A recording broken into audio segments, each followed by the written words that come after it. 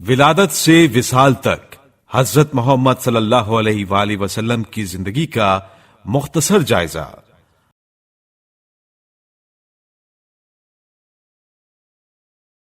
سامعین اکرام کی سہولت اور ان کی معلومات اور آگہی میں اضافے کے لیے ہمارے پیارے نبی حضرت محمد مصطفیٰ صلی اللہ علیہ وآلہ وسلم کی 63 برس پر مشتمل حیات مبارکہ کا ایک مختصر جائزہ پیش خدمت ہے۔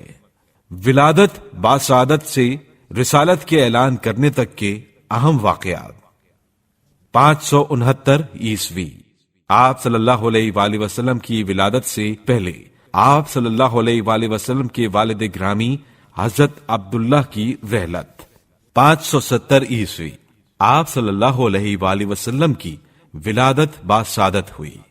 576 عیسوی، ولادت کے چھٹے سال مہربان و شفیق ماں جناب آمنہ بنت وہب کی رحلت۔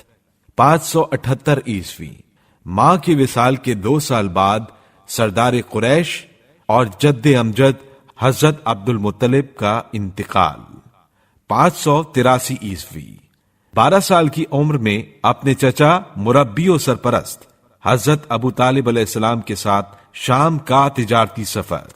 589 عیسوی، 20 سال کی عمر مبارک میں جنگ فجار اور حلف الفضول میں شرکت۔ 595 عیسوی، 25 سال کی عمر میں جناب خدیجہ کا تجارتی سامان لے کر شام کا تجارتی سفر۔ 595 عیسوی، 25 سال کی عمر میں ملکۃ العرب جناب خدیجہ بنت خویلد کے ساتھ شادی۔ 605 عیسوی، عمر مبارک کے 35ویں سال حجر اسود کے تنازع کا فیصلہ۔ 610 عیسوی، عمر مبارک کے 40ویں سال میں بعثت اور آغاز نبوت۔ آغاز بعثت و نبوت سے ہجرت مدینہ تک کے اہم واقعات۔ بعثت کی ابتدا میں ہی حضرت علی علیہ السلام اور حضرت خدیجہ علیہ السلام نے آپ صلی اللہ علیہ وآلہ وسلم کی رسالت کی تصدیق کی۔ بعثت کے 3 سال حکم خدا سے دعوت ذوالعشیرہ اور اعلانیہ دعوت کا آغاز۔ بعثت کے 4 سال مکیوں کے ہاتھوں مسلمانوں کی آزار و اذیت کا دردناک مرحلہ شروع ہوا۔ بعثت کے 5ویں سال آپ کی اکلوتی دختر جناب فاطمہ زہرا علیہ السلام کی ولادت ہوئی۔ بعثت کے 5ویں سال ہی قریش کے مظالم سے تنگ آ کر مسلمانوں نے حبشہ کی طرف پہلی ہجرت کی۔ بعثت کے 5ویں برس مسلمانوں نے حضرت جعفر طیار کی سربراہی میں حبشہ کی طرف دوسری ہجرت کی۔ بعثت کے 7ویں سال قریش نے بنی ہاشم کا بائیکاٹ کیا، جس کے نتیجے میں شیب ابی طالب میں پناہ لی۔ زندگی کے 3 سال یعنی بعثت کے 7ویں سال سے 10ویں سال تک بنی ہاشم نے شیب ابی طالب علیہ السلام میں انتہائی ناگفتہ بے حالات میں زندگی بسر کی۔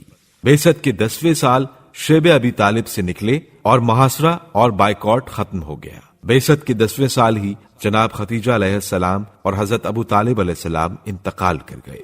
اسی 10ویں بعثت کو آپ صلی اللہ علیہ وآلہ وسلم نے طائف کی طرف سفر کیا۔ بعثت کے 11ویں سال معراج کا واقعہ پیش آیا۔ بعثت کے 12ویں سال بیعت عقبہ اولی ہوئی۔ بعثت کے 12ویں سال ہی میں نماز جمعہ کا حکم نازل ہوا۔ مکہ میں مسلمانوں کو درپیش مسائل کی وجہ سے رسول اکرم صلی اللہ علیہ وآلہ وسلم کو جمعے کی نماز ادا کرنا ممکن نہ ہوا۔ آپ صلی اللہ علیہ وآلہ وسلم نے اسی سال یثرب میں مبلغ اسلام جناب مصعب ابن عمیر رضی اللہ تعالیٰ عنہ کو خط لکھ کر ہدایت فرمائی کہ وہ نماز جمعہ پڑھائیں۔